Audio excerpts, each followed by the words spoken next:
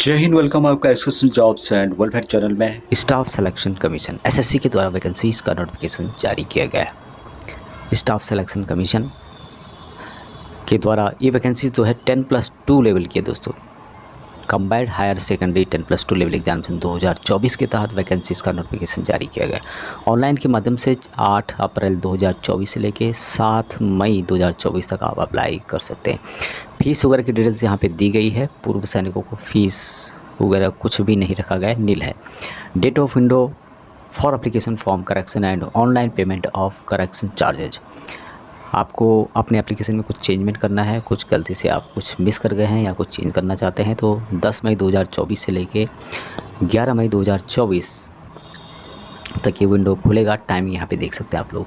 अभी इसका जो एग्जामिनेशन होगा शेड्यूल 1 कंप्यूटर बेस्ड एग्जामिनेशन दोनों होंगे। शेड्यूल 1 और शेड्यूल 2 जो होंगे, शेड्यूल 1 जो होगा जून जुलाई 2024 में होगा और शेड्यूल 2 जो होगा टू बी नोटिफाई लेटर आपको बाद में बता दिया जाएगा। और यहाँ पर दोनों एग्ज़ाम जो होंगे कंप्यूटर बेस्ड होंगे, सीबीटी यानी कंप्यूटर के ऊपर ये दोनों होने वाले हैं। अब यहाँ पर जो पे स्केल दिया जाएगा, यहाँ पर जो वैकेंसीज है दोस्तों, टोटल वैकेंसी जो रखी गई 3712 टोटल पोस्ट रखे गए हैं, जिसमें कि टोटल वैकेंसीज में 10% वैकेंसीज आपको जो है पूर्व सैनिकों के लिए ईएसएम के लिए मिलेगी। तो यहाँ पर आप कैलकुलेट कर सकते हैं इतनी वैकेंसी पूर्व सैनिकों के लिए है। तो यहाँ पर जो पोस्ट है जिसमें कि सबसे पहला जो पोस्ट है लोअर डिवीजन क्लर्क एलडीसी होगा, जूनियर सेक्रेटरी असिस्टेंट जेएससी जिसको बोलते हैं। और पे लेवल यहाँ पर दिया जाएगा 2 का, जिसमें सैलरी होगी 20,000 से लेकर 63,200 रुपये तक, प्लस अन्य भत्ते इसमें शामिल होंगे। अभी बात करें दूसरी पोस्ट की, तो दूसरा जो पोस्ट है डाटा एंट्री ऑपरेटर यानी कि डीईओ पे इसके लिए यहाँ पे होगा। डीईओ 2 टाइप के होते हैं, जिसमें एक होता है पेल जिसमें कि लेवल 4 की सैलरी दी जाती है 25,500 रुपये से 81,100 रुपये। और दूसरी जो पोस्ट लेवल 5 की होती है जिसमें सैलरी दी जाती है 29,200 से 92,300 रुपये तक। तीसरी जो पोस्ट यहाँ पे होती है data entry operator grade A की होती है और जिसमें पे लेवल होता है 25,500 से 81,100 रुपये तक दिया जाता है। अभी वैकेंसीज आप देख सकते हैं 3,712 वैकेंसीज है। हालांकि ये टेंटेटिव है, इसमें घट भी सकती है वैकेंसी या बढ़ भी सकती है। तो ज़्यादातर वैकेंसी जो है चांसेस होते हैं कि यहाँ पर इंक्रीज ही होती है।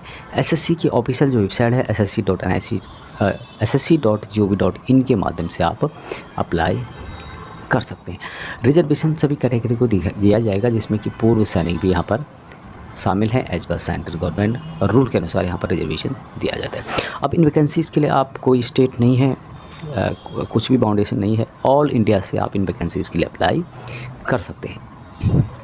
उसके अलावा अनेक कैटेगरी यहाँ पे बताई गई है।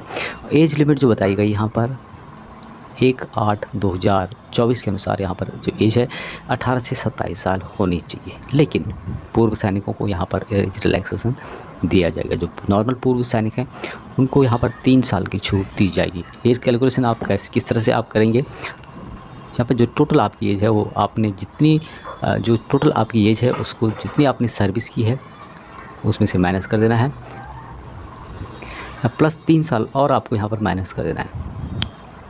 तो जो यहाँ पे मैक्सिमम एज बताई हुई है 27 साल, उससे ज़्यादा कैलकुलेट करके नहीं आनी चाहिए। ये मैं जनरल के लिए बता रहा हूँ। और जो अन्य कैटेगरी हैं उनको भी यहाँ पर इस कैटेगरी से अनुसार छूट दी जाएगी। अब यहाँ पर और भी डिटेल्स हैं। डिसेबल एक्सेसमेंट है, defence personnel disabled in operation during hostilities with any foreign countries, उनको यहाँ पर जो है और 3 साल की यहाँ पर छूट दी जाएगी। फॉरेन कंट्री और डिस्टर्ब एरिया में यानी डिसेबल भी यहाँ पर अप्लाई कर सकते हैं, उनको भी यहाँ पर छूट दी जा रही है। उसके अलावा 8 साल की छूट दी जा रही है जो कि डिसेबल पर्सन जो है कि फॉरेन कंट्री या डिस्टर्ब एरिया में आप डिसेबल हुए हैं, कैटेगरी हुए हैं और SC ST कैटेगरी के हों तो उनको 8 साल की और यहाँ पर छूट दी जा रही है। बाकी डिटेल्स यहाँ पे दी गई है, जिसको भी आप यहाँ पर पढ़ना चाहते हो पढ़ सकते हैं। एक्सेशन के बारे में यहाँ पर एक्सप्लेन किया गया है।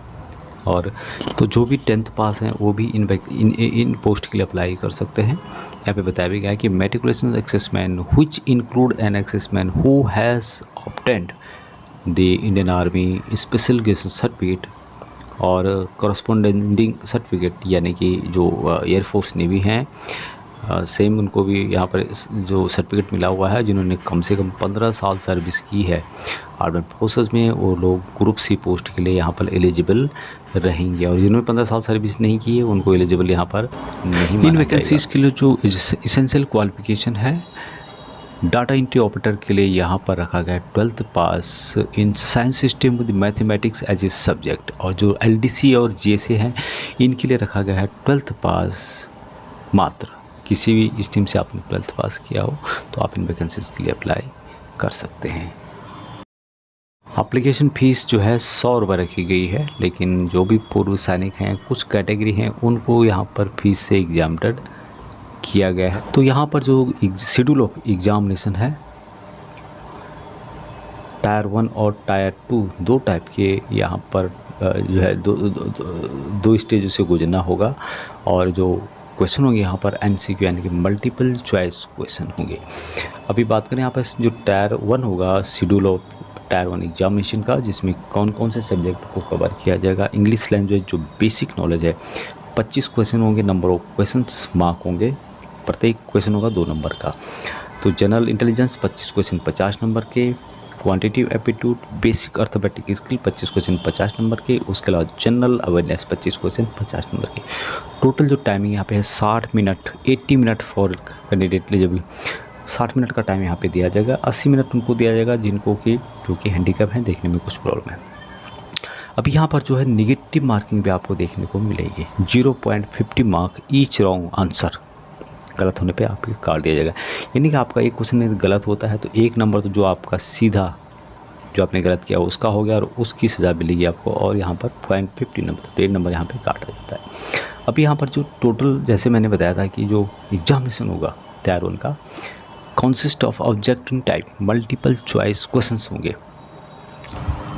अभी यहाँ पर जो टायर 2 होगा, जिसमें सेक्शन वाइज यहाँ पे बताया गया कि mathematic abilities, reasoning and general intelligence से रिलेटेड क्वेश्चन यहाँ पर पूछी जाएंगी, जिसकी जानकारी आप यहाँ पर देख सकते हैं। उसके अलावा इंग्लिश लैंग्वेज एंड कॉम्प्रिहेंशन, या फिर और साथ में जनरल अवेयरनेस से रिलेटेड क्वेश्चन पूछे जाएंगे।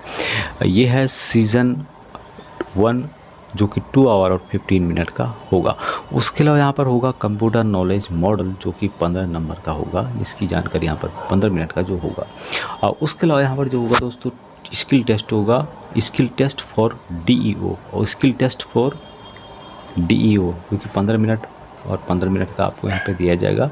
उसके अलावा जो है टाइपिंग टेस्ट होगा LDC और JSA के लिए, जिसके लिए कि 10 मिनट यहाँ पर दिया जाएगा। और बाकी जानकारी के लिए आप इसको एक बार पढ़ सकते हैं, यदि आपको पढ़ना है तो काफ़ी लंबा चौड़ा ये नोटिफिकेशन में बताया गया है। अभी यहाँ पे जो इम्पोर्टेंट बात है कि मोड ऑफ सिलेक्शन जो होगा, minimum qualifying mark in tier 1 and section 1, section 2 and model 1 of the section 3 of tier 2 examination are as follow.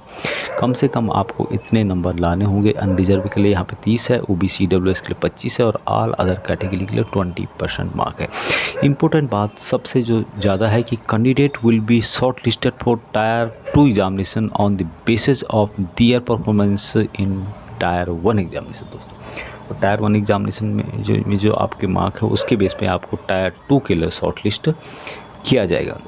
तो यहाँ पर कुछ नंबर्स दिए गए हैं, कैंडिडेट की हेल्पलाइन नंबर है। यदि आपको कोई प्रॉब्लम आ रही है एप्लीकेशन भरने में, तो यहाँ पर जो SSC के ऑल इंडिया में जहाँ पर ऑफिसेज हैं उनके नंबर यहाँ पे दिए गए हैं, तो उनसे आप संपर्क कर सकते हैं। आपकी कोई प्रॉब्लम है एप्लीकेशन फिलअप करने से रिगार्डिंग, तो आप वहाँ पर पूछ सकते हैं।